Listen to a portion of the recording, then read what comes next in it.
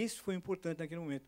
A gente começar a pensar em a se aproveitar das divisões no poder, e rachar o poder, e tentar, por essa via e pela organização dos trabalhadores, construir um país mais democrático, né? E, sobretudo, ajudando na organização dos trabalhadores. Também não vamos esquecer que, na sequência, é em 78 que começam as greves de grande tamanho, as greves, sobretudo, no ABC, a retomada do movimento operário. E essa foi também, aqui, ó, PTB e PS já em articulação é a manchete do número experimental, número 2. Luta pela anistia em todos os cantos. Brasileiros no exílio. Todos de volta até o Natal. Esse é um título do Tibério que eu me lembro até hoje. Errei por pouco, errei por pouco. Antes do Natal, em 79, eles estavam aqui. E, como o Tibério já disse, em julho, número 17, a matéria dos 233 torturadores, né, ele leu a lista das pessoas que tiveram a coragem de assinar. Eles estavam presos, hein? E não era assim, eles estavam lá presos e assinaram, certo? Né? Enfim. No número 6, 14 anos de regime militar. Até quando? A greve do ABC ocupa toda a primeira página do Em Tempo, com fotos de fábricas na região paulista, em junho. Enfim, uma proposta do Em Tempo, propondo-se a lutar em todos os cantos pela anistia ampla, geral e restrita. Era o apoio do Em Tempo ao Comitê de Anistia Brasileiros, não, 14, Comitê Brasileiro Pro Anistia, dia 14 de janeiro de março de 78, no Rio. Enfim, isso tudo, né, foi, portanto, um momento da luta pelas liberdades democráticas.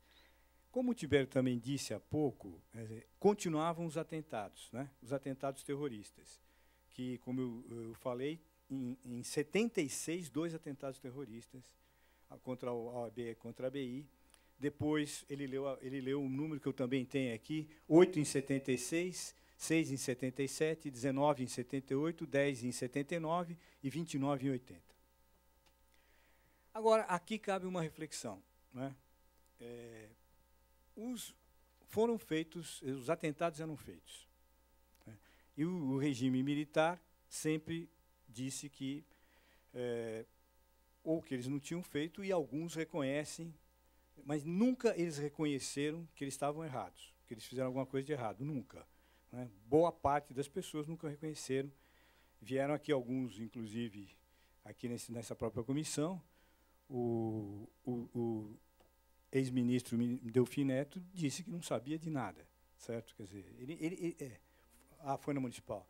Tá. Então, ele dizendo que não sabia, no ministro Delfim Neto dizendo que não sabia de nada. Quer dizer, ele não está reconhecendo nenhum erro, nada.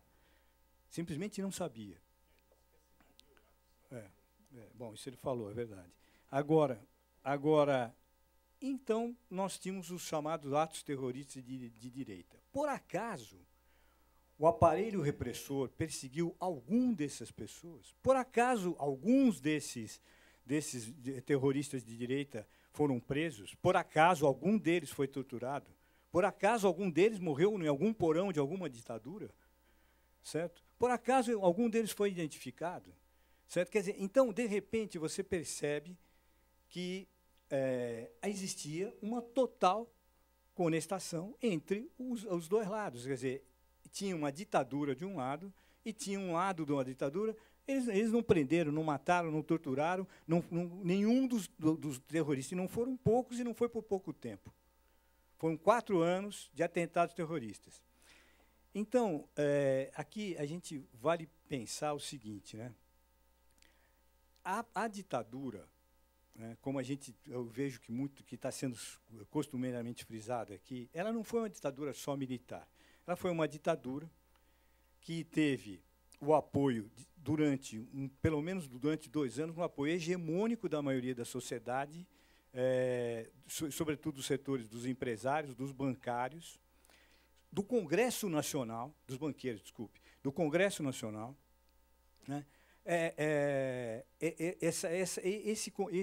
Eles tinham o apoio poderoso, era uma visão hegemônica. Dizem, e eu acredito que é verdade, que em 70 o Gallup fez uma pesquisa, pode ser que ela seja mentirosa ou não, mas que dizia que até o povo apoiava a ditadura. Certo? É possível que seja verdade ou não. É verdade que o Brasil estava num momento de desenvolvimento econômico, mas quando você tem um poder hegemônico numa sociedade, você consegue conquistar as massas. É o caso, inclusive, da Alemanha nazista. Certo? Que durante um período, pelo menos, sempre teve alguma oposição pequena, mas ela conseguiu a hegemonia. Né? Eu acho que não, foi um período curto de hegemonia da ditadura. Agora, se eles soubessem, se eles achassem certo torturar, se fosse uma coisa corriqueira, eles tinham torturado os deles. Não, eles não torturaram os deles, torturaram a nós. Certo? Isso, então, implica na ideia de que eles sabiam muito bem que estavam fazendo uma coisa errada. Porque senão teriam feito com eles. Era a mesma coisa, era terrorismo do mesmo jeito, na opinião deles. Certo? E eles não fizeram. Então, eles sabiam. Esse núcleo de pessoas que se colocou ao lado da ditadura durante esse período, para o Brasil, é muito importante que eles reconheçam que erraram. Eles reconheçam que eles erraram. Né? O que mal haveria se a Folha de São Paulo, que, quando, em 1970, ela, de um lado, entregou a Folha da Tarde para a repressão, certo? Que é sabido, e, de outro, colocou um carro da Folha de São Paulo à disposição para fazer uma emboscada com os companheiros. Que mal haveria se a Folha de São Paulo viesse aqui e falasse: eu errei, estava errado, eu estava junto com aquele momento hegemônico e agora eu venho aqui pedir desculpas. E os bancos? E os empresários? Por que eles não? Eles devem vir aqui pedir desculpas, porque eles aterrorizaram a sociedade contra, eu já disse, 30 mil jovens e pelo menos uns 4, 5 mil operários, certo? Que estavam lutando para tentar transformar o país, para tentar uma proposta de transformação do país, certa ou errada, uma proposta de transformação do país justa. Era justo e correto que alguém pensasse diferente deles. Como hoje nós temos que entender isso o tempo inteiro, que é justo que as pessoas pensem diferente da gente. Por que eles não vêm aqui pedir desculpa? Por que o Delfim Neto vem aqui para dizer que não sabia? Certo? Então, eu acho que esse é um papel fundamental nosso, não, de todos nós, especialmente da comissão.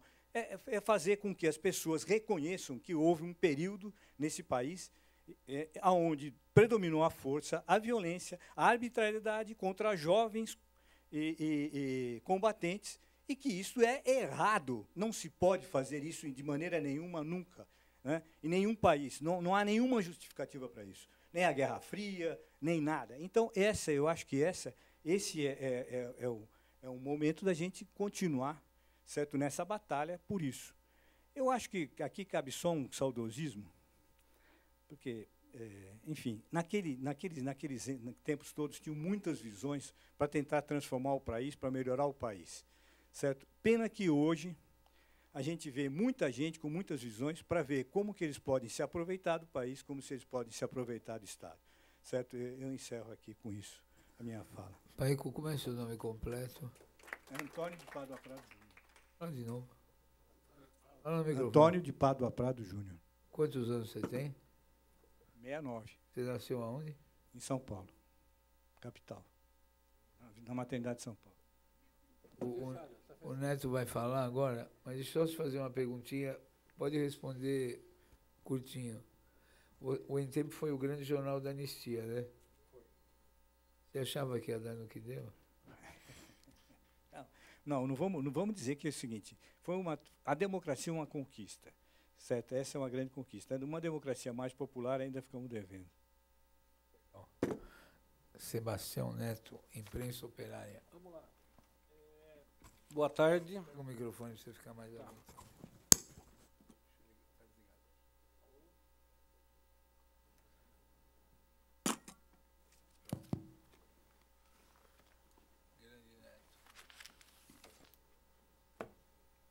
falou de alguém aqui? Pronto, para fins formais, eu sou Sebastião Neto. Aqui eu vou falar da imprensa operária vinculada. Vou falar, velho. Vou falar até da Moca, peraí. Sou Sebastião Neto, eu sou goiano, estou paulistano há 45 anos, vim para cá com 18 anos e não voltei mais. Sou um migrante econômico e político. De qualquer jeito, eu migraria. Mas eu estou aqui substituindo um grande personagem vivo da imprensa brasileira que se chama Vitor Gianotti.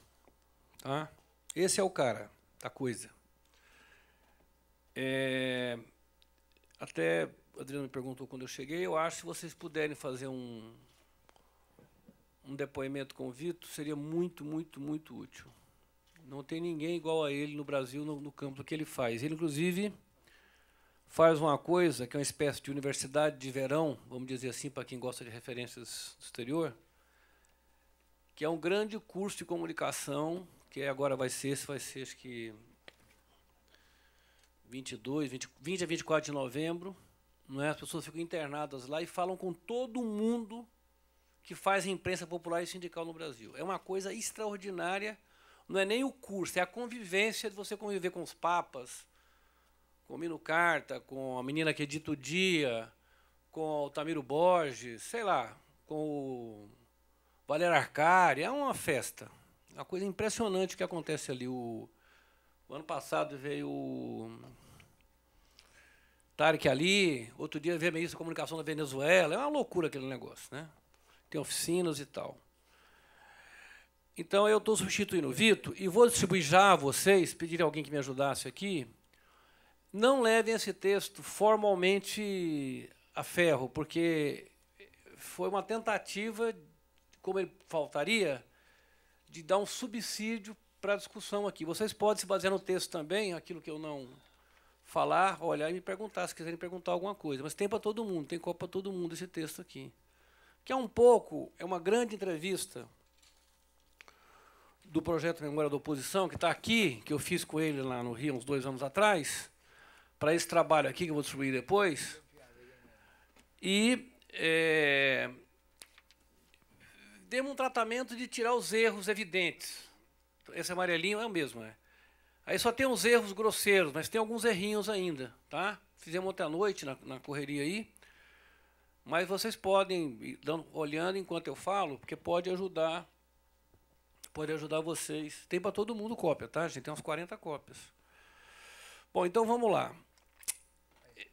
Tem que montar em 3 páginas? Deixa eu ver qual Não, é está montado. Tá grampe... Ai, cacete. Não. Eu trouxe o grampeador, cara. Olha, não deu tempo. Desculpa, gente.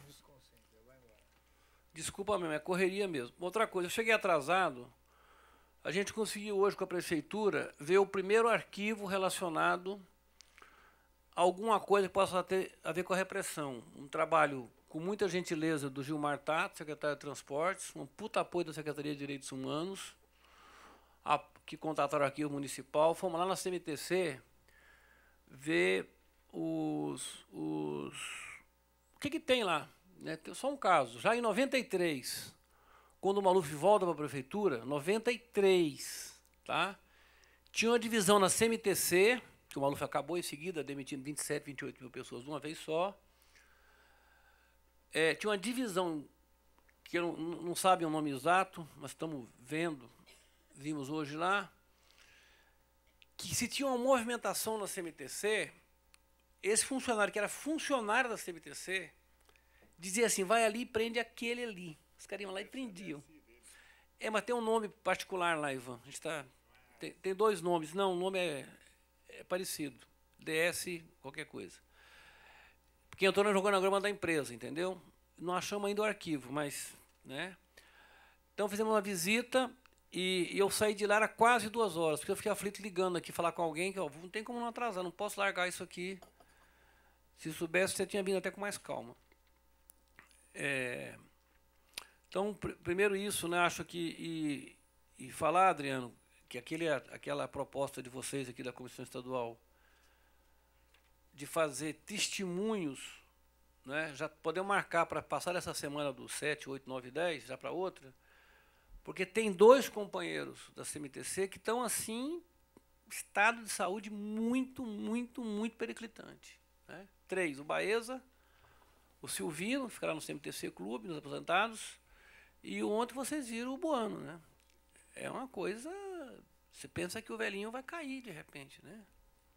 E são pessoas torturadíssimas e tal. Então, a ideia é trazer 2 um dia, 2 na outra semana, e já fazer o primeiro ensaio daquela proposta que vocês fizeram, que foi aceita pelo grupo de trabalhadores, né? Então, acho que estamos mais ou menos caminhando.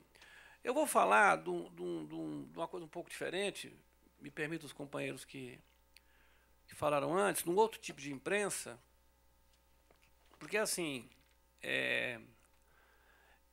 no caso do pessoal do Pasquim. Eu achava o Pasquim meio desbundado, que era um militante sério, vamos dizer assim, né? Mas eu me divertia muito. Achava meio desbundado. Para nós era esquerda festiva, tudo bem.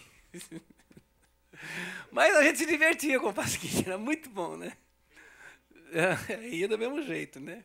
Como é que dizia o Ziraldo? Só dói quando eu rio. Não, só dói quando eu rio, né? Só dói quando eu rio, né? Tanto esse não só dói quando eu rio, né? Então tem coisas antológicas realmente do Pasquim, né?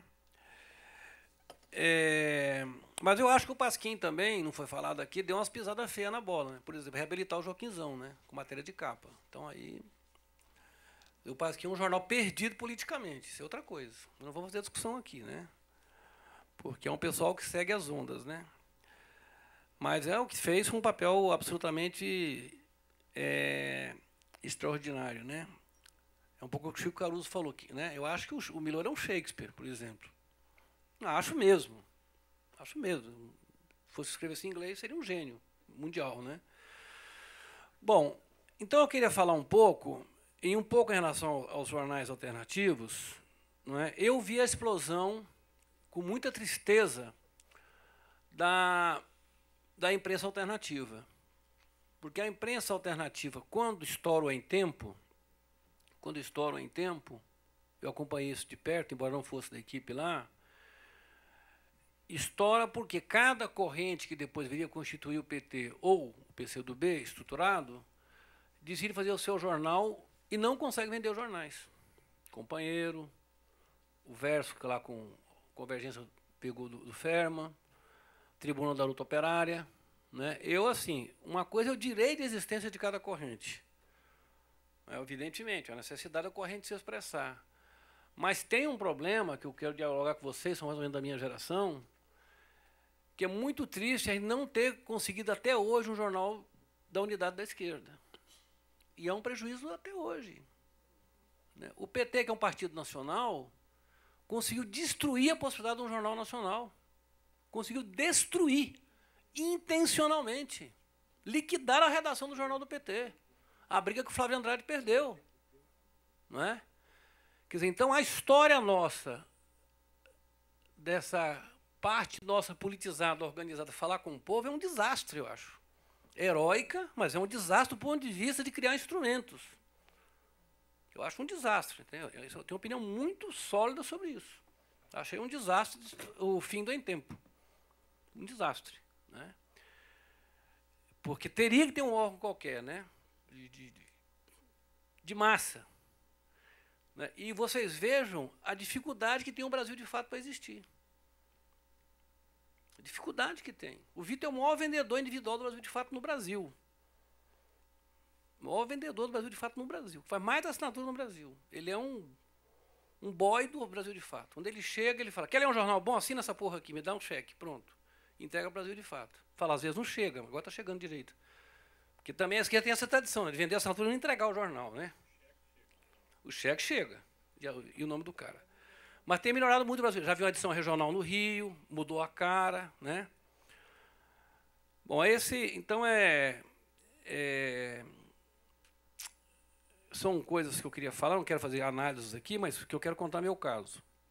Eu estava dizendo, assim, sobre o Em Tempo e o movimento. Né? O Jornal dos Jornais, que é um instrumento que eu vou falar, saía com o endereço do Em Tempo e do movimento.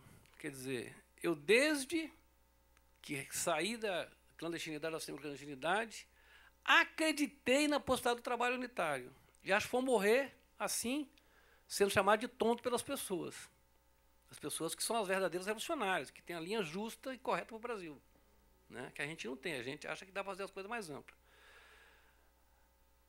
Então, o Jornal dos Jornais, que eu vou falar depois como instrumento, saía com o endereço do Em Tempo e do Movimento. Mas era tão conflagrada a relação do Em Tempo que quem realmente nos acolheu foi o movimento, já no finalzinho.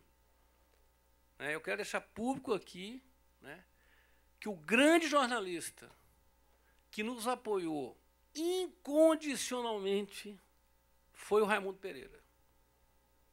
Esse é um personagem, assim, não é à toa que no curso do Vitor que ele foi lá, ele foi aplaudido em pé mais de 5 minutos, quando ele fez 70 anos, acho que está com 72 agora. Né? Então o Raimundo não concordava com a gente, não concordava, dizia, faça o jornal de vocês. E a Cizuia, companheira dele, passou 4 anos e meio, todos nós trabalhávamos nas fábricas, a gente, cada um comprava um jornal durante a semana, cortava o jornal, ia para a redação do movimento, fazia um jornal horrível de qualidade. Que é esse aqui, ó, Jornal dos Jornais, né? Jornal dos Jornais. A qualidade é essa coisa horrorosa que vocês estão vendo aqui, tá?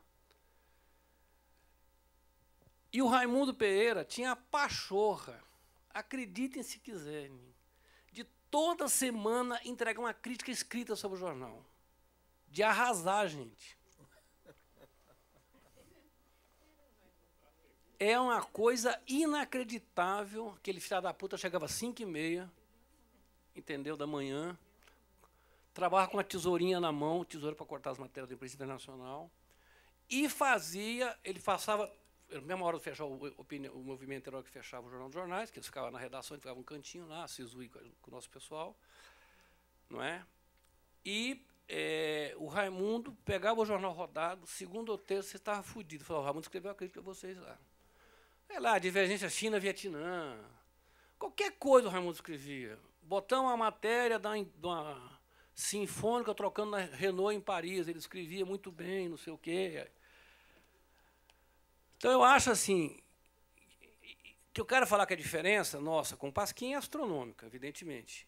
E a nossa diferença com os jornais da esquerda que tentavam emergir é porque tem uma coisa que, com todo respeito, né, que o Gramsci fala, se um intelectual é preso com um livro, aquilo não é uma prova de acusação, é uma circunstância.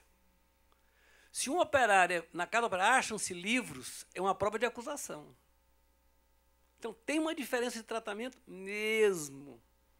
Nesse papelzinho aqui que essa correção que o Vitor escreveu, ele fala, quando chegou no DOP 74, essa mesma prisão que vocês estão falando aí, que é o Valdemar, o Elias, o Toninho, o Flores, o Deleles, o Carlúcio, Raimundinho, que é a prisão da Igreja de São João, lá do Brás, nessa prisão aí, uma das coisas que os caras mais perguntavam era quem fazia o material da oposição.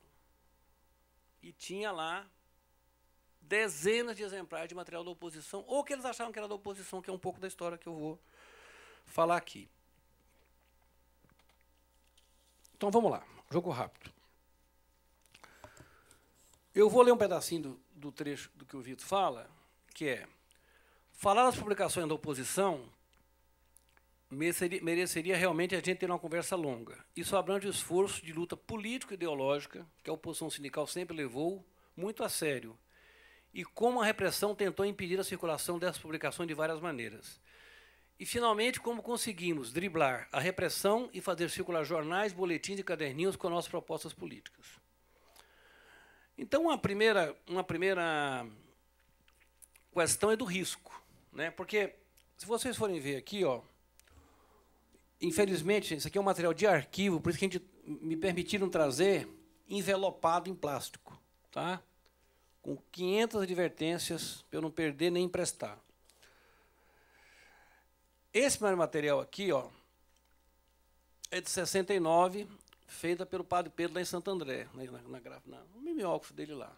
Tá? Esse é o primeiro jornal nosso regular, que vai mudando de nome, eu vou falar algumas coisas aqui, e depois se estabiliza como Luta Sindical. Então, a primeira coisa é o risco, essa coisa que o Gramsci fala. A segunda coisa, aí eu vou usar as palavras do Vitor, e não é jactância, por favor, entendam, nenhum movimento sindical, nenhum sindicato com muito dinheiro nesse país publicou mais do que a oposição metalúrgica. Nenhum. Ninguém publicou mais do que a oposição metalúrgica, por incrível que pareça. Isso nós temos material de arquivo para mostrar isso. Então, por isso que eu fiz questão de ler essa introdução do Vitor aqui,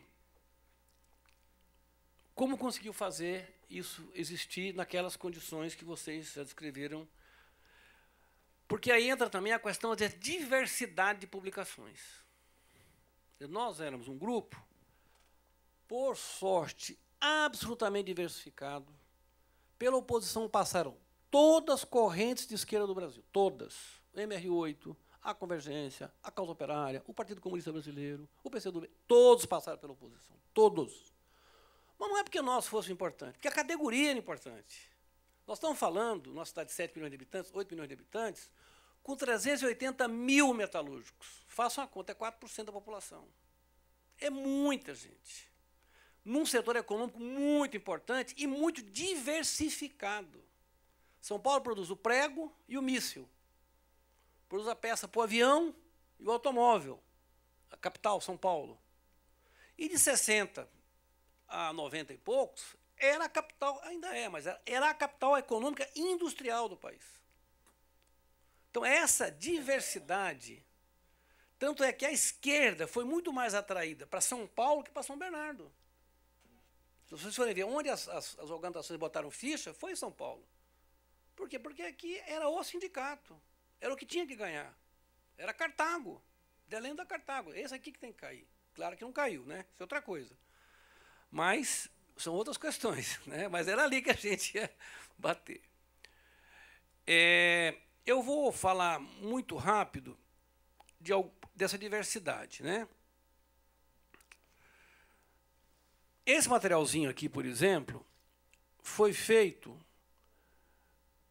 por um cara chamado Crispiniano Neto.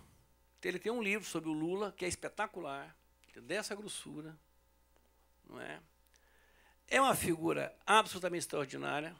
Foi secretário, ele é agrônomo. Ele tem a cadeira, se não me engano, do Câmara Cascudo, na Academia Brasileira de Cordel, que eles têm certeza que é mais importante que a Academia Brasileira de Letras. O Lula foi lá, quando eles recuperaram o prédio lá no Rio, da Academia Brasileira de Cordel. O Crispiniano chegou aqui para nos apoiar na eleição do Valdemar em 81. E eu vou falar um pouquinho, alguns versinhos dele aqui que está nesse material, são muitos. Esses materiais dele, todos, estão compilados nesse livro sobre o Lula. Porque ele vai falando da trajetória dele, tem um capítulo que é sobre a oposição metalúrgica. Porque a esquerda toda vinha para São Paulo para nos apoiar a partir de 81. Foram 3 eleições que o pessoal tentou nos ajudar, o Brasil inteiro, as organizações de esquerda e tal. Então ele diz aqui no versinho, que é gostoso falar, né? A própria filosofia, que eles dirigiam aos aposentados dos metalúrgicos, que a gente tinha, assim, 84, por exemplo, nós ganhamos a eleição nas fábricas com mais de 7 mil votos de frente, nas fábricas. Dos 12 mil aposentados, 11 mil votaram no Joaquinzão e no Medeiros. Então não tinha como ganhar. Né? Tirar essa diferença nos aposentados era difícil. Então, um material feito para os aposentados. Então, ele diz: a própria filosofia, a história e a ciência juntam a energia jovem com a velha experiência, para que a classe operária edifique a consciência. Não podemos separar o presente do passado, nem esquecer a história de quem é aposentado. Só juntos construiremos o futuro desejado. Queremos continuar a batalha de vocês, como a greve que faltou só 3 dias para um mês e juntou 300 mil no ano 53. Ou como em 57, vamos demonstrar valores. Repetir 58, que contra os exploradores lotou-se o Pacaembu com 100 mil trabalhadores. Repetir 61, que você, como operário, foi à luta, abriu o caminho de modo extraordinário para salário de família e 13º salário. Recriar 63, tão saudoso e varonil, ao grande aumento cobrado por quase 500 mil, e veio 80% forçando a lei do Brasil. Mas sua história de glórias foi cortada num instante, porque em 64, de forma muito gritante, injetaram o peleguismo adormecendo o gigante. Expulsaram a liderança, fizeram o grande chamego, e para o sindicato ter com o patrão aconchego, chutaram quem foi eleito e impuseram o pelego. Quer dizer, é uma maneira por quê? Porque a Sofunge, gente, na Lapa, que depois foi do Grupo Mercedes, tinha um ônibus que saía de Picos, escrito Sofunge. Não era escrito São Paulo. Sofunge. O cara saía através da rede de parentes. Picos é Piauí. É a grande cidade, para quem é de Picos, maior que a Teresina. Como Campina. Mais de 50.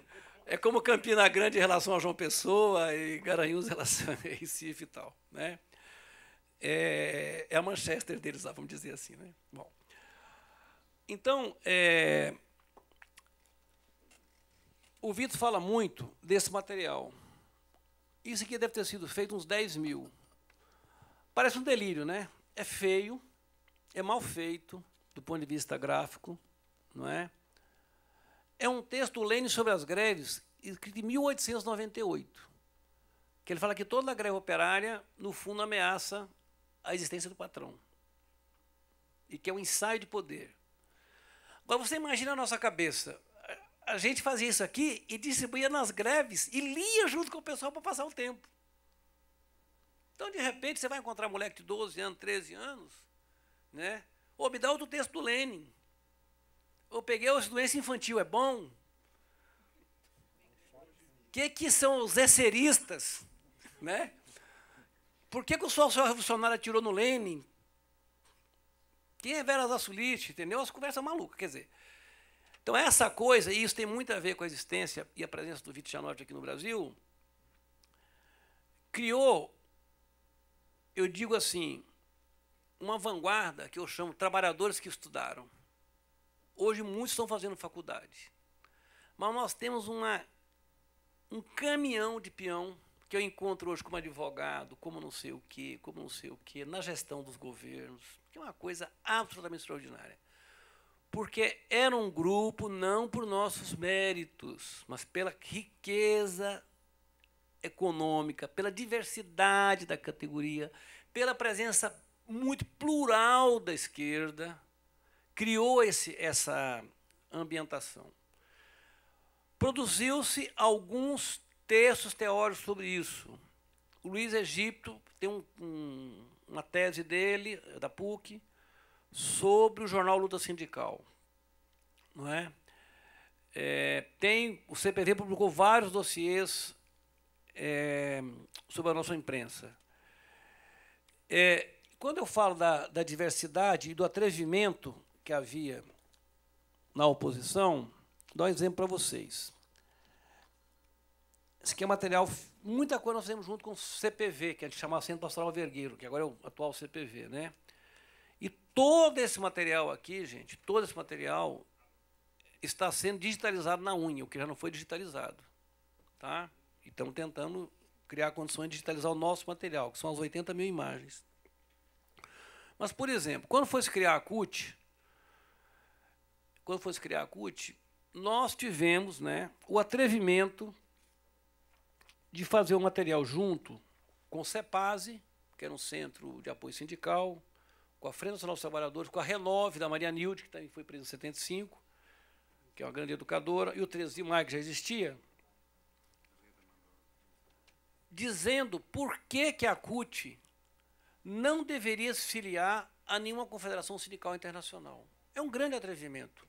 Mas se vocês lerem isso aqui, vocês vão ver que tem muita consistência de informação. Por quê?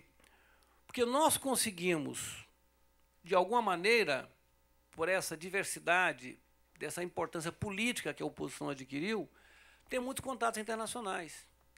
Então, nós, de certa forma, né, a primeira visita que a TISE, a Central Católica e Socialista da Itália, não era comunista, porque o pessoal do partidão era contra a gente, então não apoiava a gente, que era a Federação Sindical Mundial. Mas a primeira visita da TISE no Brasil é com a oposição metalúrgica. É o Tridente, que é um grande poeta, que é casado com uma brasileira, que veio nos nossos congressos. A primeira relação da CFDT, que é a Confederação Francesa Democrática do Trabalho, o segundo contato deles na América Latina é o Valdemar Rossi. Depois, claro, ficaram com a CUT, evidentemente. Então, de alguma maneira, nós participamos bastante do processo de criação da CUT. O Oswaldo Vargas, que foi secretário do Trabalho, responsável das relações do trabalho do Ministério do Trabalho, foi um sindicalista importante no Metalúrgico do ABC, que foi Relações Internacionais da CUT durante 2 mandatos, e que é o ideólogo, o cabeça pensador, da tese que consolidou a maioria na CUT, um congresso de 88 em Belo Horizonte, escreveu na tese da corrente majoritária, aquela época chamada articulação, dizendo o seguinte: a matriz ideológica da CUT foi a oposição sindical. É um texto escrito por uma pessoa que nós tínhamos divergência, vamos dizer assim. Mas nos referenda, ele diz, a matriz ideológica da CUT foi da oposição sindical. Que são questões como estatutárias, como a defesa do socialismo, coisa desse tipo, assim, internacionalismo, não é? Coisa desse tipo, que não eram coisas, vamos dizer, corriqueiras na linguagem do sindicalismo autêntico. Quem é o sindicalismo autêntico? João Paulo Pires Vasconcelos, de origem católica, Olívio Dutra, do Rio Grande do Sul, dos bancários, o Lula, o Jacó, né, o Wagner Benevides, de Petroleiro de Minas. Quer dizer, esse pessoal não tinha essa matriz ideológica. Não é? Quer dizer, de alguma maneira, nós, que era uma corrente minoritária da construção da CUT, conseguimos jogar esse papel até, claro, perder uma importância, depois de perder várias eleições e sermos liquidados enquanto uma opção na categoria. Diversidade. Esse aqui é um material chamado olho vivo. Nós temos muitos olho vivo, né? Tem olho vivo, tem pegando no pé da Arno, pegando no pé da Filizola, pegando no pé da Sofunge, quer dizer, você fazia sempre um binômio, um trinômio, organização, formação, imprensa.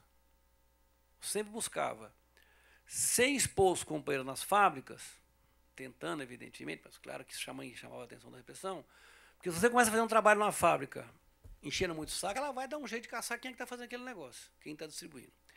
Por isso que o Jornal dos Jornais tem uma importância grande num certo período. Por quê? Ele surge no dia do assassinato do Santo. Nós já estávamos discutindo fazer alguma coisa desse tipo. No dia que mataram o Santo, alguns, inclusive eu, saímos da organização da passeata e tal, e fizemos o número 1, o número 0, se não me engano, 0, do Jornal dos Jornais. E depois ele ficou um jornal que saiu 4 anos e meio. O Raimundo diz, ele não é um grande estudioso da imprensa operária, ele falou, ó, do que eu saiba, foi o jornal operário de maior duração no Brasil. Contínuo, assim, toda semana. Como é que ele funcionava? Fazia no sábado, no domingo ele era rodado numa gráfica de uma empresa, que acho que outro dia a gente tem que conversar sobre isso, como é que essa coisa era feita, que eu não sei se dá para falar assim. Com apoio do escalão alto da empresa, evidentemente, não é?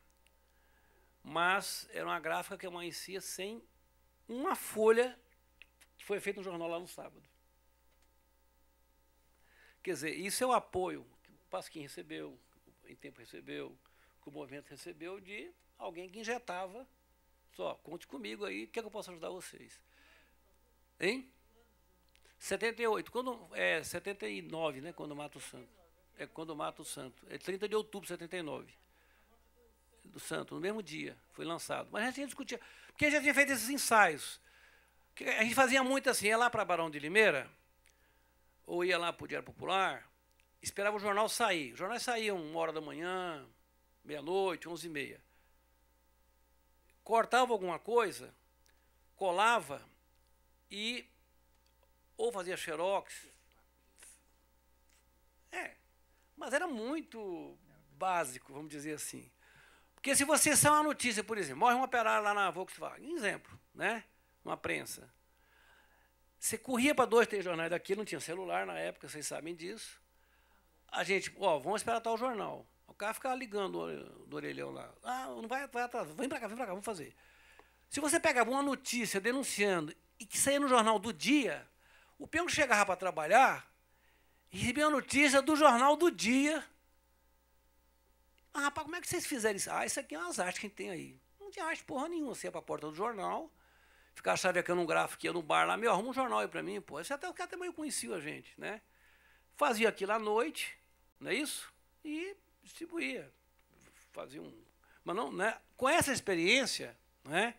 Vamos ver que a gente tem matéria de jornal, ó, né? Com essa experiência, pegamos know-how para fazer o jornal dos jornais. Agora, como funcionar como instrumento de organização, aquela coisa leninista, né? A gente tinha umas carteirinhas, eu não tenho mais aqui, metade disso aqui, ó, que a gente punha o nome da fábrica, as seções e quem recebia o jornal. O que a gente fazia? A gente ia na fábrica, dava um pouco de jornal, dizia, ó, a gente daqui a 2 semanas vai cobrar. Você tem que pagar o jornal por mês. Por mês. Eu acho que era alguma coisa tipo R$1 hoje por mês. Era mais ou menos isso, mais ou menos equivalente. Então daria para comprar metade de um jornal, vamos dizer. Qual era a vantagem? Como era muito amplo, podia ficar em cima da bancada do cara que o patrão não ia, o chefe não ia dizer que porra é essa que você está lendo aqui, coisa do Partido Comunista, rapaz, está lendo coisa aí de sindicato? Não, era um recorte de jornal. Então ele pegou uma grande, por exemplo, na Moca, pelo que o Adriano saiu, né? Na Moca, se ele voltar, eu vou falar da Moca. Vai sair mesmo? Então vamos lá, ó. Quem conhece a Moca? Eu fiz a listinha da Moca que eu me lembrava da Moca. Onde era o café União, o açúcar União, café Caboclo, que é o final ali da João Antônio de Oliveira, que é quase na Rua da Moca. Você vai pela toda a Borges Figueiredo, passando pela Estacas Benáquio, Ford, na Henry Ford, descendo para a Baixada do Sábio, Lorenzetti, Arno. Quer dizer, nós temos até hoje registrado, por exemplo, na Ford, nós vendíamos 240 jornais por semana. Por semana. Na Arno era 200 jornais. A Tribuna da Luta Operária vendia um jornal na Ford. Um jornal. Te falava para o companheiro lá, rapaz, sai dessa vida, rapaz. Você ganha 10 cara, aí chega um cara para o partido, você vai ganhar 5, mas se você quiser entuchar esse jornal na mão do cara, o cara não vai comprar. Mas como você vende? Porque nós vendemos, porque nós não queremos fazer a cabeça do cara, nós queremos ganhar o cara para a luta. Olha que nós ganhamos, vocês estão Peixe Grande, o PCdoB, qualquer partido, vai ganhar os caras da gente. Nós não somos uma organização partidária, nós somos um movimento. Nós estamos fazendo a ceva. Saiba pescar dentro da ceva, mas não tenta pescar antes de jogar a mandioca para o peixe. Entendeu? Por que eu estou falando isso? Não é para folclorizar nem para sacanear ninguém de uma organização. É para mostrar a estreiteza que continua na esquerda até hoje. Eu quero vender o meu jornal. Acho que tem que vender o seu jornal. Mas o seu jornal pode ser uma revista, pode ser um instrumento mais elaborado, da pessoa mais próxima a você. Mas, do ponto de vista extensivo, você tem que ter instrumento de massa. Essa que é a discussão. Então, isso aqui, pelo fato de o jornal permanecer 4 anos e meio, ter esse grande apoio do Raimundo, não era do movimento, não. O movimento nunca discutiu esse jornal, nem em tempo. Fomos lá, falamos com meia dúzia, Marco Aurélio, Antonina, sei lá quem, o Flávio, não é isso? Ó, vamos fazer, não, pode pôr o endereço. Pegamos, saía. Isso aqui não sei se tem, que está fechado. Saía o endereço, em tempo do movimento, o tempo todo. Ele não tinha endereço, o endereço dele esses dois endereços. Redação, tipo, os dois. Embora tenham trabalhado no movimento. Mas o fato de você fazer um jornal, que você chegava na porta da fábrica, depois de algumas semanas, que a gente fazia 3, 4 fábricas no mesmo dia, encontrava o cara assim, da fiação lá da fábrica, fazia os cabos, o chicote, né? O pessoal do chicote chama para fazer a instalação do carro. Ô, você do chicote, vem cá, ó, leva para esses caras aqui. Aí o cara se tornava, na sessão dele, podia ser ele, outra semana podia ser outro. Ó, já peguei o jornal. Ô, mas cadê meu jornal? Fulano levou. Ó, aquele que manca, não sei. Ah, já sei o fulano. Entendeu? Ou a gente já sabia o nome dos caras. Quer dizer, você fazia uma capilaridade da distribuição. E eu ficava apavorado daquilo que a gente chama de esquerda organizada, não entender isso. Não entendia. Tirava um sarro. Pô, vocês não têm linha política. Não temos, cara. Nós somos uns bestas. Eles não têm linha política. Eles não sabem o que é bom para o Brasil. Quem sabe o que é bom para o Brasil são os militares. Eles não sabem. Eles não sabem o que é bom para o Brasil. Então, eu realmente, como elemento de análise, quero trazer essa informação aqui dessa imprensa operária que se fazia aqui. Como que ela foi sendo sufocada? Ela foi sendo sufocada quando o Partido Comunista, em 79, faz um pacto, o MR8 faz também um pacto, depois o PCdoB, com a equipe do Joaquinzão e do Medeiros, que entrou lá, mudam o jornal do sindicato, vão para a porta da fábrica e começa a entupir as fábricas de material impresso de qualidade e combativo. Eles começaram a comprar o problema das fábricas. Aí muda, é outra briga, não são mais os velhos pelegos que a gente era imobilistas, né? Vamos dizer assim. E depois, com a própria dificuldade nossa de...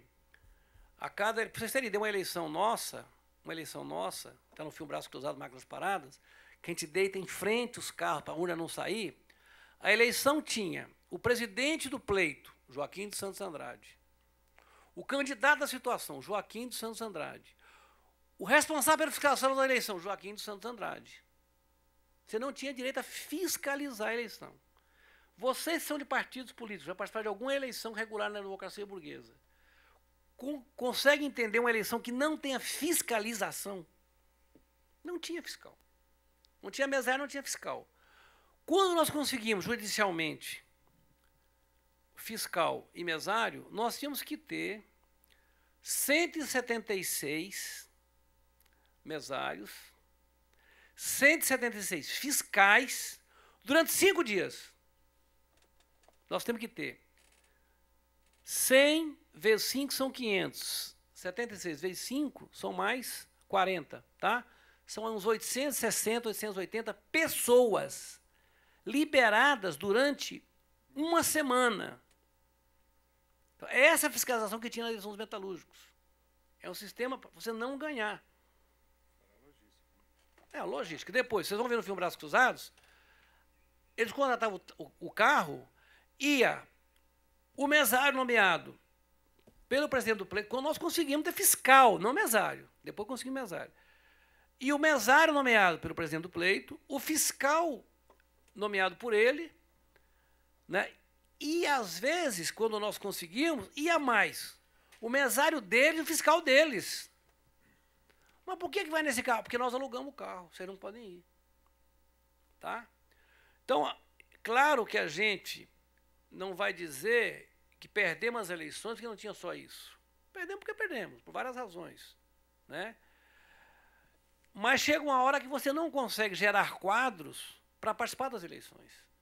Foi lá nos anos 90 isso, que aí foi nos estertores, que aí tem uma chapa junto com o PCdoB, com a corrente sindical classista, que tem se constituído, o Vital na vice, e o Chico Gordo de candidato a presidente, e depois em 93, que é o Maurão da Ford. Mas aí nós já estávamos, já é a consolidação do Medeiros, do Paulinho. O Paulinho, em 91, dá uma entrevista para o Diário Popular, dizendo o seguinte: na nossa base não trabalha cotista. Não é que não milita cotista, não trabalha. Para nós é inaceitável um cotista trabalhar aqui, que vai trabalhar em São Bernardo. E vocês sabem muito bem que São Bernardo não via com bons olhos a gente ganhar a eleição. A gente é palestino. Né? Nosso negócio é trepar na lama, criar os filhos nas barracas, cozinhar na chuva. Não é isso? É para não ganhar, porque é vanguarda. Vanguarda não pode ganhar. Vanguarda muda.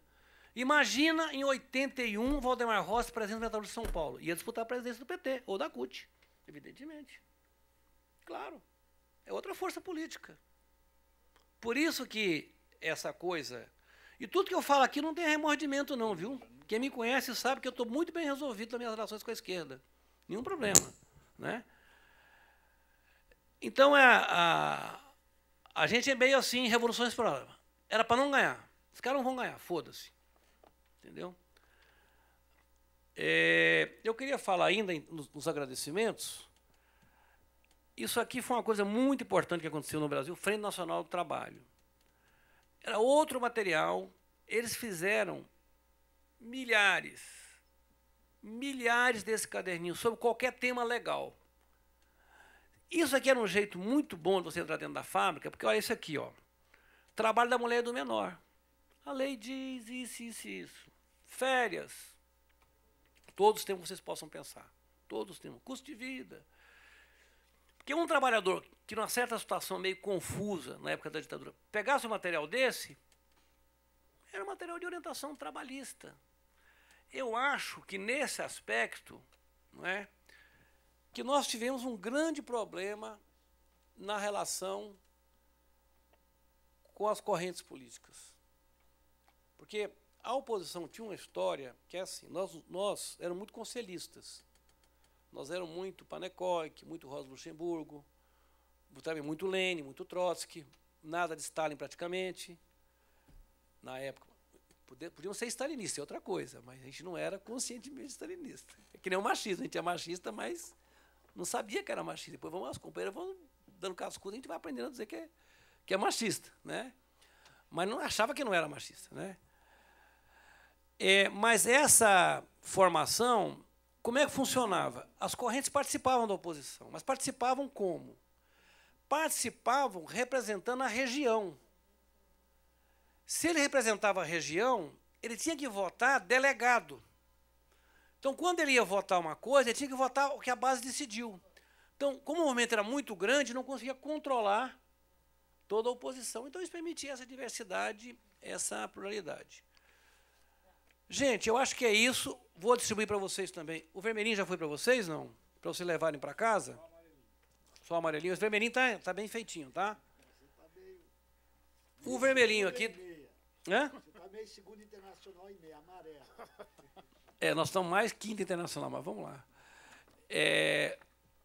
Isso aqui é um material que tem uma compilação de todo o material da oposição. É a história da imprensa da oposição, tá? É a história da imprensa da oposição.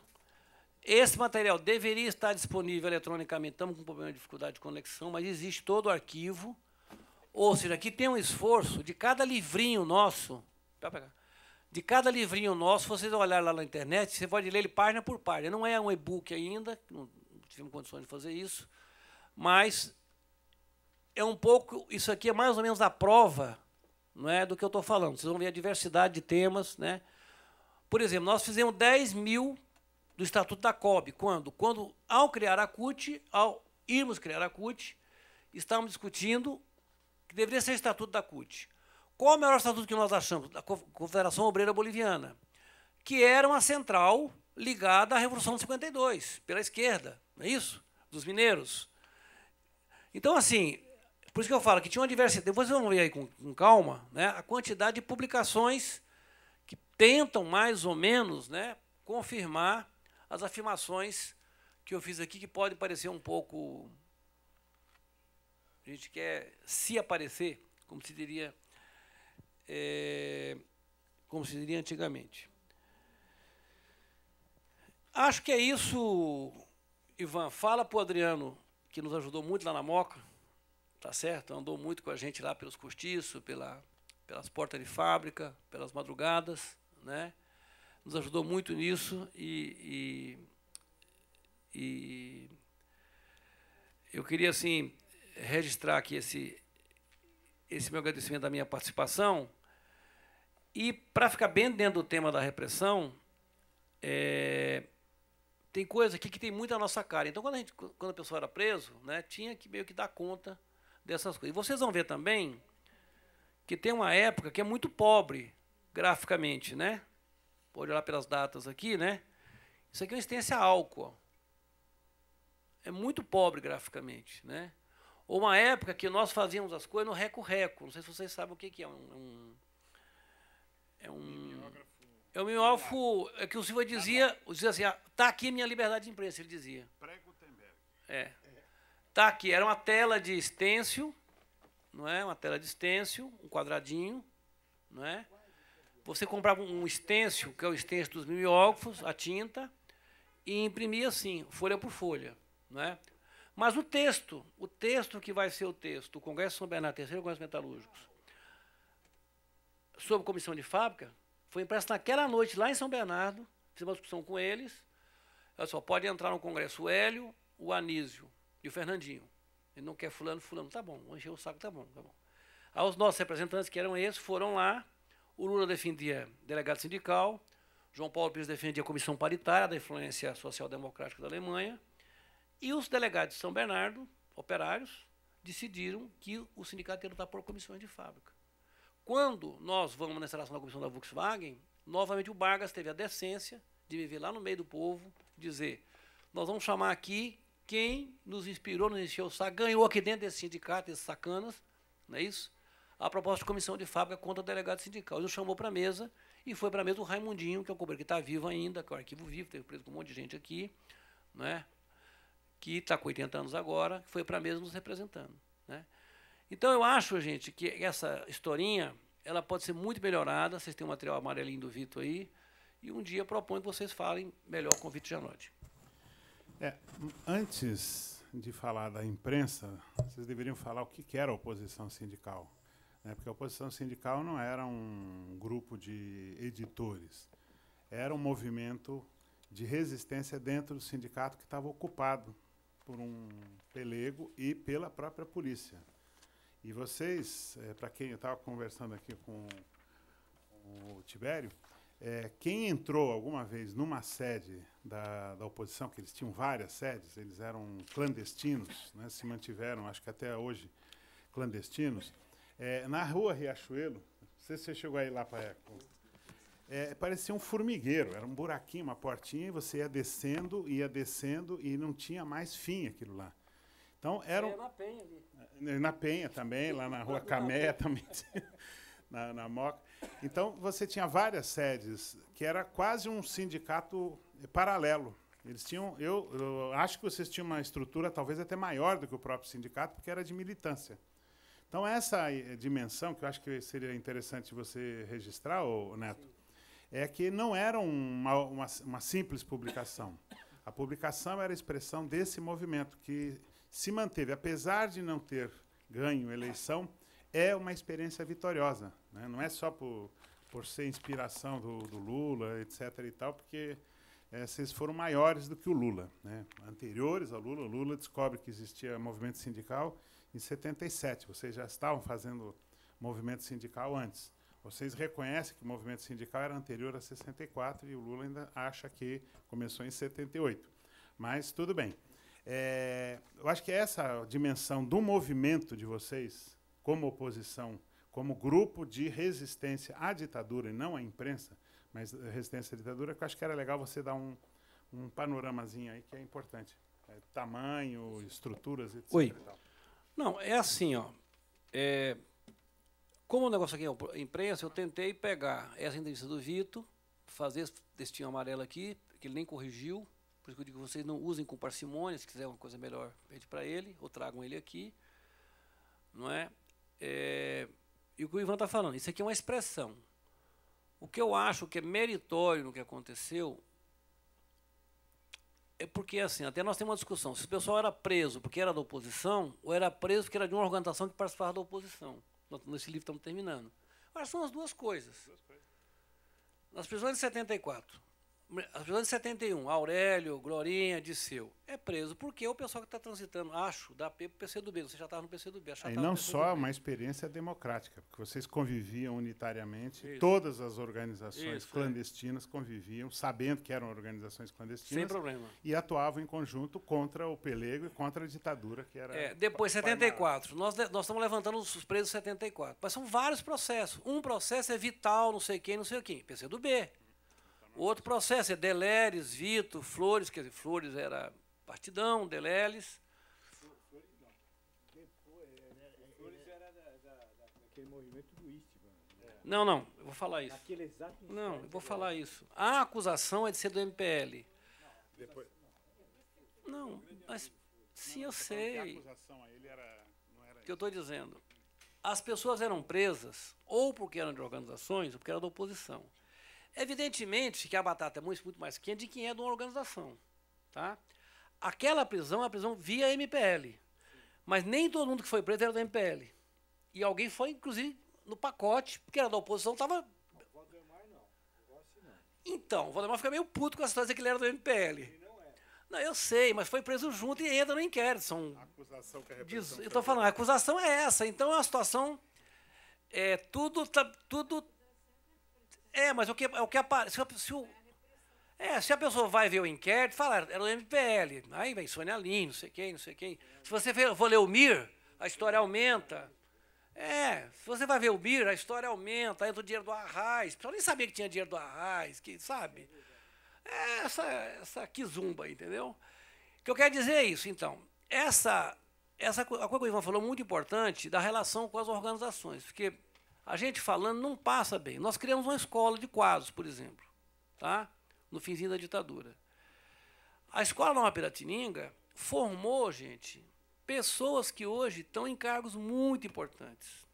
Formou como? O cara era dirigente da Jockey Internacional, por exemplo. Tá? Voltava para o Brasil. Ele ia lá para a nossa escola. Ele estudava, sabe quantas horas por dia? 10 horas por dia. A nossa aula era 10 horas por dia. E antes da aula tinha que fazer porta de fábrica para ser aluno. O cara que ia da nossa escola tinha que acordar de madrugada, fazer a porta de fábrica. Claro que não era todo dia, mas 2 vezes por semana ia fazer porta de fábrica. Vinha para a escola, rachava até meio-dia, depois rachava da 1 às 5, e depois alguma atividade noturna. Os caras iam dormir extenuados.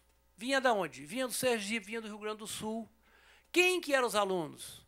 Nós sabíamos a cor salteado, que as organizações diziam, nós estamos com um militante aí, que não sei o quê, manda. Vocês têm quanto de dinheiro? Temos. Tinha nas igrejas, né, do exterior, aqui, com as pessoas amigas também, conseguia algum dinheiro, não é isso? Quantidade? Ó, a escola trabalhava com, acho que uns 20 alunos por vez. Tinha um porão no Riachuelo, tinha torno, fresa, né? Tinha máquina de solda, tinha bancada de ajustagem. Escola profissional mesmo. É uma escola profissional de formação política. Por quê? Porque nós descobrimos com a greve de 78 e 79 que aquela massa de piqueteiro, uma coisa éramos nós que eram profissionais. Nós todos eram profissionais. Se você for pegar os nomes mais conhecidos da oposição, todos eram profissionais. Não é que você ganhava bem, mas chegava a ganhar bem. Eu me lembro que teve uma época que a gente ganhava igual os professores da USP, conforme a qualificação. Ganhava bem pra cacete. Depois a vaca foi pro brejo. Ficamos matando jabuti no beliscão. Isso é outra coisa. Porque a crise não pegou o professor da USP, mas pegou a gente. Aí você vai trabalhar por 1/3 do salário. Isso é outra situação. Mas a massa nossa atrai muita gente que não era profissional. Então nós criamos uma escola para transformar esse cara em profissional. Transformar em profissional. Então o cara fazia um curso, virava ferramenteiro, virava fresador, ou torneiro. E tem uma pessoa, só para citar, que foi assim uma fada na nossa vida, chama-se Maria Nilde Marcelani, que teve preso em 75 também. Então a Maria Nilde... Hã? 4, né? Ah, é nessa prisão, tem 74, desculpa. Tem razão, exatamente. A Maria Nilde Marcelani foi um apoio nosso de vida inteira. Ela que ia lá falar com os suecos, ó, arruma para os meninos lá não sei o quê, com uma qualidade, hein? A Maria Nilde trazia o dinheiro, fazia a gente assinar, dizia, vocês vão prestar conta disso, centavo por centavo. Era uma pessoa muito educada, mas diria, não me fodam, diria assim, né? Não me caguem nisso aqui, não dizia isso, dizia de uma forma muito... educada. Nunca falaria uma palavra, acho que nunca falou um palavrão na vida, né? Mas não me atrapalhem a vida, mas a gente entendia. Hein? Que tá ao vivo, para não falar. Ô, desculpa, Adriano. Desculpa. Não me arrebentem a vida, tá certo? Tá bom. Mas, com a característica, eu não vou exigir nada de vocês em relação a isso. Ou seja, eu acho que foi a única pessoa no Brasil que nos deu alguma coisa sem dizer, mas eu quero isso, eu quero aquilo. O dinheiro é para isso? É para isso. Vocês vão fazer bom uso e prestem conta, porque isso aqui está no meu nome lá na Suécia, ou está não sei aonde. A única pessoa que eu me lembro que fez isso, né? O tamanho, não tenho ideia. Eu sei assim que as nossas reuniões, quando a situação ficou um pouco melhor, se vocês fossem no que depois veio a ser as zonais da CUT, reuniam dezenas de trabalhadores, não é? Eu posso dizer que a gente, nas últimas eleições, conseguiu ter a cota de 100 e tantas pessoas trabalhando todo dia, 5 dias por semana. A gente conseguiu cobrir a cota de fiscais e mesários. Quer dizer, você tem um movimento que tem 800 pessoas trabalhando numa semana, às vezes o sindicato exigia que a pessoa tivesse, seja só o sindicato, nós começamos a conseguir. Quer dizer, acho que é um volume, eu não sei uma opção que eu não...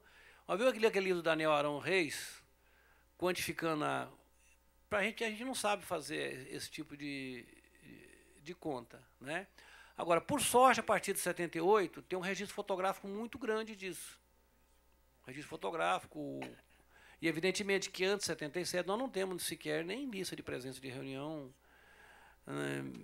Nada. Mas vou dar um número para vocês. Na fundação da CUT, dar um número para vocês, muito rápido. Na fundação da CUT, vou fechando. Na fundação da CUT, tinha um critério, parecia maluco, para a oposição igual ao sindicato. Quando o sindicato não convocava a assembleia, um grupo de trabalhadores da categoria, uma oposição, que a grande aliada do nosso foi o Gilmar Carneiro. Foi espetacular nessa época. Ele dizia, os trabalhadores vão entrar por bem ou por mal. Os trabalhadores vão ser excluídos, que a direção não quer. No caso dos metalúrgicos, né, nós tínhamos que juntar algo por volta de 800 pessoas para tirar delegado. As nossas assembleias para a fundação da CUT e os 2 primeiros congressos tinham mais de 1.200 pessoas. As nossas assembleias tinham mais gente, às vezes, que a assembleia de campanha salarial. Porque às vezes o trabalhador não ia na assembleia de campanha salarial porque não se convencia que valia a pena ir. Porque não ia dar nada. Tem foto ali na quadra já dos bancários, tem mais. A nossa convenção, que escolheu entre escolheu o Carlúcio, candidato, que é 87 já, tinha 1.300 pessoas. Então, operários, metalúrgicos. Eu acho que não é pouco para um movimento. As nossas assembleias de escolha de delegado do Congresso da CUT eram maiores que o Sindicato São Bernardo, por exemplo, 3, 4 vezes maiores. Estou dizendo, então, foi um movimento que teve...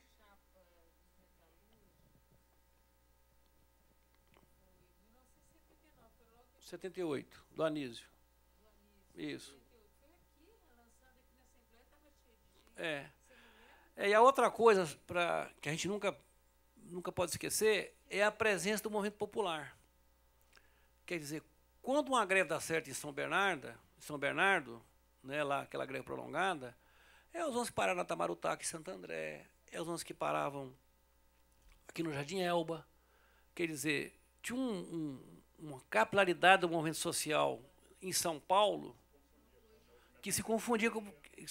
que foi custo de vida, saúde, quer dizer, teve eu acho que aí é outra discussão, mas só para saber que tinha, tá bem? Adriano, desculpa o palavrão. Não. Tá? Aqui está transmitindo ao vivo, eu estava vendo lá fora. Falei muito de você na Moca, viu? Você estava fora, tá? Não me deixava nem participar da reunião, achava que eu era infiltração. Ele e a companheira dele, ultrasecretária lá de Santa Catarina. Mas não disse nada, só me deixava dar aula de alfabetização. Tinha saído da cadeia, ele só me deixava dar aula de alfabetização. A reunião deles eu não podia participar. Mas não disse nada, não. Estou aqui vivo. Então, pessoal, não tenho nenhum problema de autocrítica. Queria agradecer demais, realmente. Viu, Marinha, depois que a gente fizer essa daqui da Recuperando a um Preço Alternativa, a gente devia fazer um da educação, né? Tem aquele filme do Tony Venturi tão bonito sobre a Maria Nilde, do vocacional, porque também o pessoal acha que a ditadura não reprimiu o Paulo Freire, né? Que as experiências de educação... E aí, bom, não vou falar coisa negativa. Então, eu queria dizer o seguinte, vocês não querem dar uma falinha de fechamento, assim? 2 minutos. Isso. Espera aí, só deixa eu pensar. Viu, pai? Quando eu falei da anistia, eu não estava dizendo que a luta pela anistia não valeu a pena e que não gerou a democracia. É que nós estamos travando um debate que é um debate do futuro do Brasil, né, com a Comissão Nacional da Verdade, que quando nós criamos essa comissão estadual aqui, nós tínhamos um partido, nós tínhamos um programa. Qual era o programa? Era a condenação do Brasil na Corte Interamericana, que previa a condenação dos torturadores. Então, quando foi feita a Comissão da Verdade, ela era baseada na justiça de transição, que era um tripé: memória, verdade e justiça, né? Então, quando veio essa possibilidade da criação da Comissão da Verdade, e como no Brasil tudo é uma coisa espetacular, criou um verdadeiro movimento em todo o Brasil, criando comissões da verdade nas academias e nas universidades, nos sindicatos, nas centrais, nas câmaras municipais. E hoje a gente vê uma comissão da verdade totalmente nacional, que é a única que vale perante a lei, isolada, né? E a gente está ficando preocupado porque está terminando o prazo e a memória está viva no povo brasileiro. A verdade das vítimas está contada. Mas e a verdade dos torturadores? A verdade dos arquivos militares? A verdade das ossadas? A verdade de quem fez toda essa barbaridade, que censurou? Essa verdade apareceu? Não, né? Então, o que nós imaginávamos numa coisa mais arrojada, mais ousada, que era a recuperação e a possibilidade da justiça, nós ainda estamos no capítulo da verdade, trupicando nas próprias pernas, né? Então, por isso que vocês que fizeram aquele trabalho tão impressionante, que vocês adotaram o jornal A Questão da Anistia, hoje, né? Anistia 79, votação da lei, né? Hoje, 2013, ainda nós estamos discutindo essa anistia, né? Tá bom? Então, queria que vocês agora dessem pela ordem, né? O Tibério começou, Paeco, aí o Neto fecha. Bom, primeiro, agradecer a oportunidade. E, por uma questão de justiça, eu não citei a Gilcione, eu queria citar, que foi uma companheira que eu estou desde os seus 17 anos, e foi conselheira do Jornal Em Tempo, responsável pela parte administrativa da sucursal do Jornal Em Tempo durante um certo período na Bahia. E, com grande satisfação, a minha companheira há mais de 30 anos. Gostaria apenas de fazer rápidos registros. O primeiro registro deu o seguinte: talvez a arma mais eficaz que a ditadura encontrou para minar um pouco a imprensa alternativa tenha sido a questão das bancas. Quando eu vi a questão do Pasquim, me deu um estalo. Porque é o seguinte, até pela origem Chegaram a pagar uma banca, né? Me parece chegar a cobrir o prejuízo de uma das bancas ou duas. Sim. Mas é insustentável, né? Mas era insustentável o seguinte: se você bota uma bomba na redação, isso espanta, isso o diabo, mas era uma turma mais ou menos calejada, né? Lombo grosso, etc. O dono da banca não tinha nenhuma relação, e aquilo era o meio de vida dele, era justo, legítimo, etc., e que não quisesse vender o jornal. Tem vários exemplos de caras dizer: eu gosto muito de você, mas, pelo amor de Deus, não dá para distribuir. Agora, fazer outros registros rápidos. Primeiro é o seguinte: eu sou extremamente otimista. Acho que o país avançou. O fim da imprensa alternativa não foi um retrocesso. Não vejo isso como retrocesso, vejo como um avanço. Acho que o país criou outros mecanismos, né, e que levou uma questão essencial para frente: a democracia e o pluralismo. Ou seja, a própria imprensa passou a cumprir grande parte do nosso papel. Isso é fruto da nossa luta. Que ótimo, bom, saudável, etc. Então, vejo isso como otimismo. Terceiro, se eu dou um balanço de toda essa questão da minha vida, ela me leva a uma constatação: há um grande valor vitorioso em termos mundial e em termos nacional neste século. Qual é? O da democracia como valor universal, o compromisso com ela. Para mim, os problemas da democracia que ela já tem se resolvem com mais democracia. E esse é o compromisso da minha vida, que me levou na minha juventude e que eu mantenho até hoje. Muito obrigado. Bom, eu não sei se eu começo aqui cantando a música que eu cantava para o Flores e para o Deleles, lá no DOPS, certo? Eu e o Pachá, certo? Mas eu vou cantar, certo? A música era o seguinte, ó: a gente jogava truco no DOPS, porque é o seguinte: eu tinha sido preso, era a segunda vez, o Pachá também, enfim, a gente era chamado cadeiro velho. O Deleles e o Flores, eles estavam lá no DOPS, nós passamos um mês juntos no DOPS, e a gente jogava truco direto. E eram uns pequenos burgueses contra os operários, certo? O pequeno burguês é o Pachá, e o operário, o Deleles e o Flores e o Valdemar Rossi. Acontece que os pequenos burgueses ganhavam toda vez deles, certo? E o Pachá, pode ser, mas vale no truco.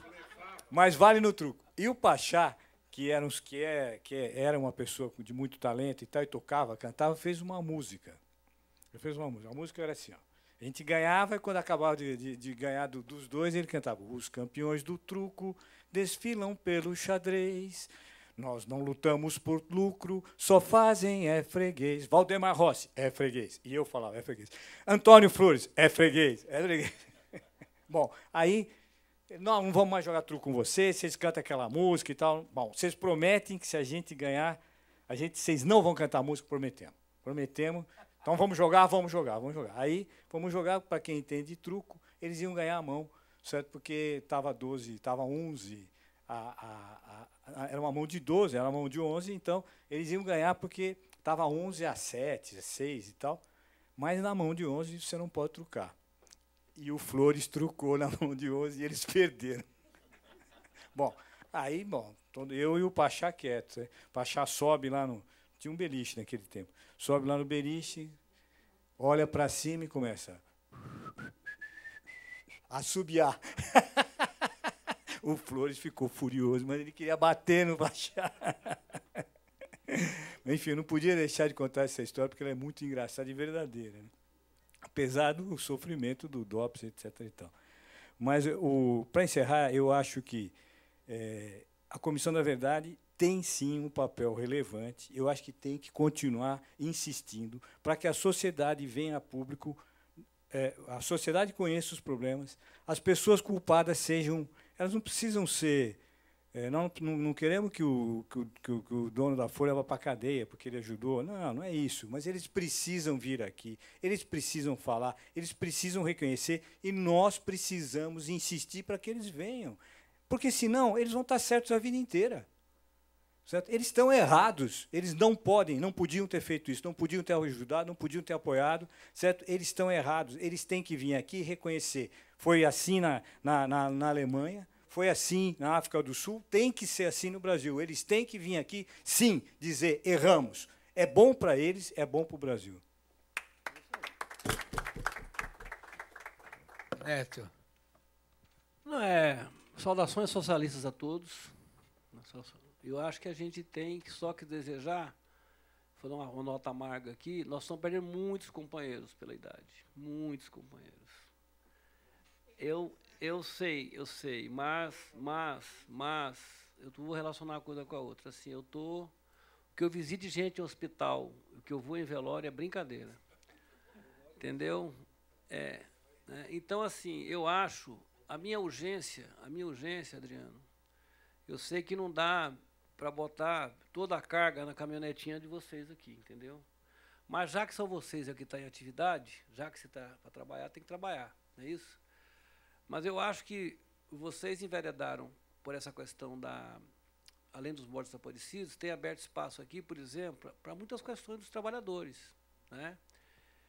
E eu acho que a gente tinha que ampliar um pouquinho, Adriano, para o que a gente chama de movimento popular, sabe?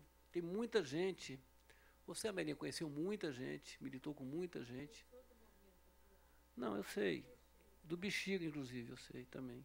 Eu estou dizendo assim, porque essas pessoas tiveram, que o Ivan lembrou no meio da fala aí, um papel fundamental na construção do movimento dos trabalhadores como um todo. A dona Chica, lá da Zona Sul, depois que ela teve o problema lá vascular, fui lá falar com ela já estava recuperada, né, perdemos o Olímpico, já morreu, não é isso?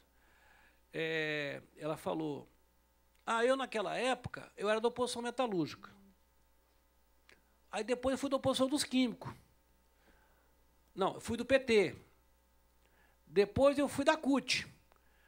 Depois eu fui da oposição dos... Na cabeça dela, não tem nenhuma separação entre PT, oposição metalúrgica, oposição dos químicos, CUT. Eu fui da CUT. Tem companheiro que fala com a gente assim, eu fui da chapa 2, eu fui da chapa 3. A gente fica na dúvida, vai lá olhar. Não foi, mas na cabeça dele ele foi da chapa. Eu era chapa 2. Né? Então, eu acho que é só agradecer, Adriano, mas trazer mais esse problema aqui. Por exemplo, essa questão da educação popular, boa parte da reorganização da esquerda, você vai ver lá no Cangaíba, né, que estava o pessoal do PCdoB, Você vai ver nós aqui na Zona Sul, você vai ver o Jardim Thomas, não é isso? Lá em São Mateus, os padres irlandeses lá, o Patrícia Vila Alpina, o outro lá que é a Hagebshof agora lá, né? CPA, não é isso? Entendeu? Quer dizer, tem uma vida que aconteceu ligada ao movimento operário, não é isso? Que constitui essa vanguarda operária aqui. Então, é só uma sugestão, se for possível, levantar pelo menos alguns personagens desses. Estão perdendo muita gente, né? Correu um pouco contra o tempo aí. Obrigado, viu? Neto, primeiro, parabéns pelo que você organizou da CGT lá no 1º de outubro, aquele ato unitário, recuperou todo aquele povo da luta, parabéns.